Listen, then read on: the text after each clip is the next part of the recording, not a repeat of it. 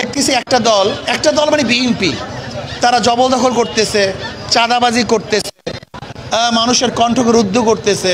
Mayor হওয়ার আগে নিজেরা মেয়রের চেয়ারে বসতেছে। তারা জোরপূর্বক আইনকে নিজেদের পক্ষে রায় দেওয়ার জন্য বিচারকদেরকে প্রেশার ক্রিয়েট করতেছে। যদি এরকম হয় তাহলে লেভেল প্লেইং ফিল্ড থাকবে বলে আমার মনে হয় না। গ্রহণযোগ্য নির্বাচন হবে বলে জানি না।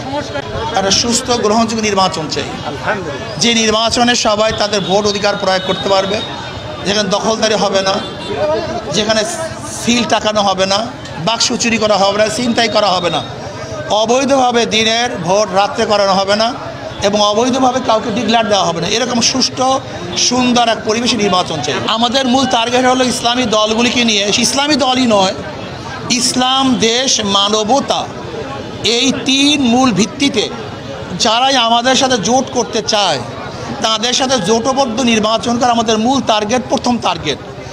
যদি জোট না হয় তখন ভিন্ন পরিকল্পনা থাকবে ইনশাআল্লাহ। এখন পর্যন্ত উনি কোনো নির্বাচন উপহার দেয় নাই, কাজে ওনাকে আমরা এই কথা কিভাবে বলি যে দিতে পারবেন না? উনি চেষ্টা করছেন। তবে আমি মনে করি সিইসির উচিত, বিগত সিইসিরা অবৈধ নির্বাচন উপহার দেওয়ার জন্য তারা যে লাঞ্ছিত হয়েছে, অপমানিত হয়েছে, এই সিইসি যেন সেই লাঞ্ছিত অপমানিত না হয়। এখন পর্যন্ত লেভেল প্লেইং ফিল্ড নাই। দেখতেছি একটা দল মানে বিএনপি, তারা জবরদখল করতেছে, চাঁদাবাজি করতেছে, মানুষের কণ্ঠকে রুদ্ধ করতেছে।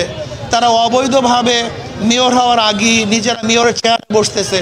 তারা জোরপূর্বক আইনকে নিজেদের পক্ষে রায় দেওয়ার জন্য বিচারকদেরকে প্রেশার ক্রিয়েট করতেছে। যদি এরকম হয় তাহলে লেভেল প্লেইং ফিল্ড থাকবে বলে আমার মনে হয় না। গ্রহণযোগ্য নির্বাচন হবে বলে জানি না।